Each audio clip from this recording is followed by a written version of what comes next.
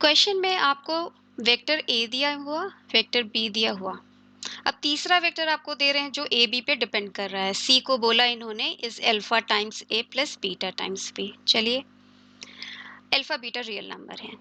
If projection of C, ठीक है, C vector, मान लीजिए ये सी वेक्टर है, इसका projection A plus B, this is A plus B vector, इस पर प्रोजेक्शन जो है वो क्या बता रहा है, 3√2, मतलब ये लेंथ जो है 3√2 है प्रोजेक्शन सी का। फिर मिनिमम वैल्यू इसकी, ठीक है। चलिए, बस इतनी सी इंफॉर्मेशन इन्होंने दी, ए बी के बारे में बताया, तो ये वाली इंफॉर्मेशन को सोचते हैं क्या बोल रहे हैं। क्या है पता है हमें कि modulus of C cos of alpha is equal to 3√2। अब कॉस ऑफ अल्फा को अगर आप लिखना चाहो इन दोनों वेक्टर्स के डॉट प्रोडक्ट से, बिकॉज दोनों वेक्टर्स आपको पता है, तो आप लिखोगे C dot A plus B divided by modulus of C modulus of A plus B, है ना। आपको ये फॉर्मूला ही याद होगा, मुझे जहां तक समझ में आता है कि ये प्रोजेक्शन का फॉर्मूला होता है C dot D upon this is 3√2।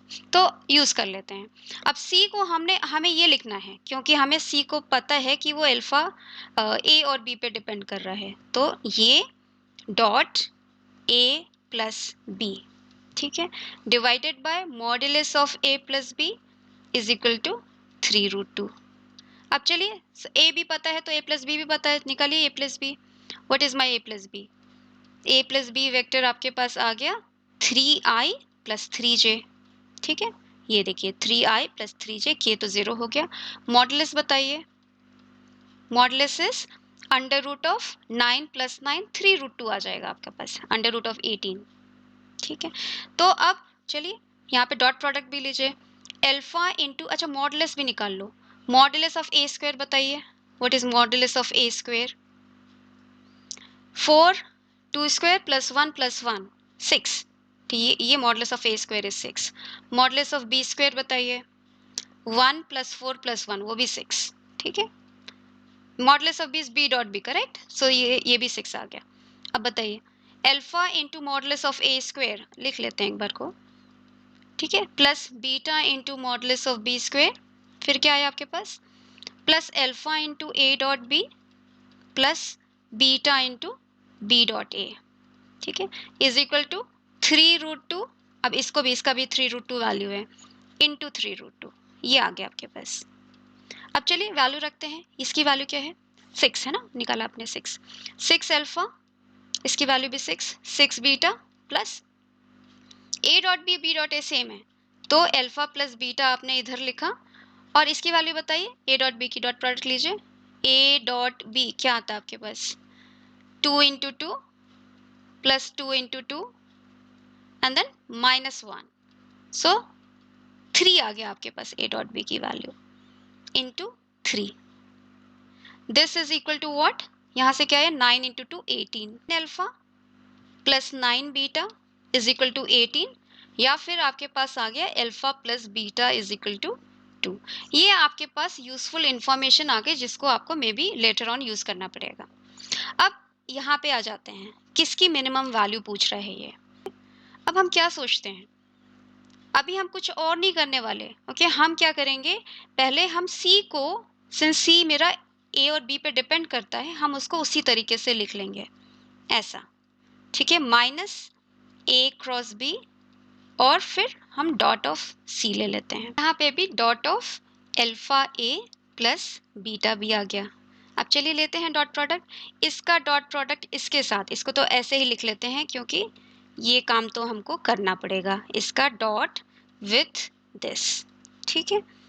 अब बताइए, डिस्ट्रीब्यूटिव होता है ना, हम डिस्ट्रीब्यूट कर रहे हैं, माइनस इसका डॉट, ओके। चलिए अब ये भी लिख लीजिए, आपको चाहिए ए क्रॉस बी, ठीक है, डॉट विथ ए, है ना, अल्फा ए है आपके पास, फिर प्लस ए क्रॉस बी, आपका डॉट किसके साथ लेना है, इसके साथ।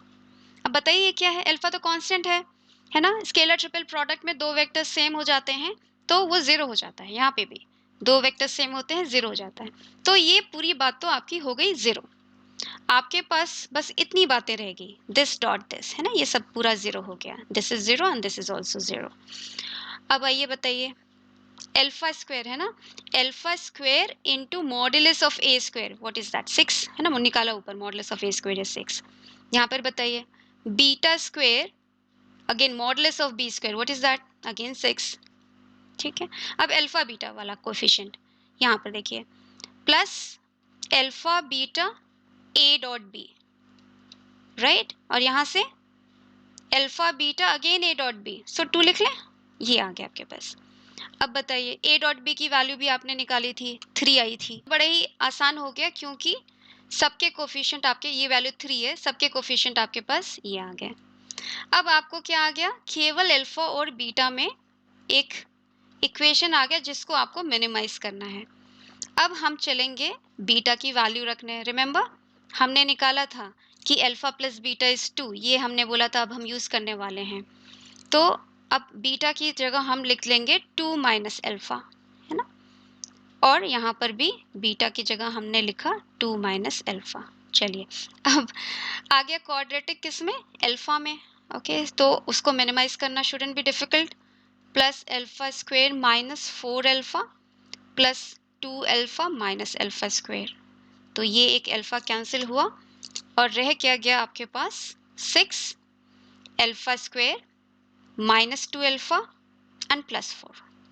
ठीक है, अब इसको बताइए आप, इसको तो आप कंप्लीट स्क्वायर कर सकते हैं, अल्फा माइनस 1 होल स्क्वायर, बचा क्या आपके पास 3, ऐसे निकालते हो ना मिनिमम वैल्यू, कि अल्फा की वैल्यू अगर हम 1 रखेंगे तो आपके पास मिनिमम वैल्यू आ जाएगी जो कि 3 है ना, बाहर 6 है तो इसकी मिनिमम वैल्यू क्या आ गई आपके पास 18, है ना, तो यही आ गई आपके पास मिनिमम वैल्यू उस एक्सप्रेशन की जिसकी पूछ रहा था कि 18 is the minimum value of this. Nice, चलिए नेक्स्ट क्वेश्चन देखें।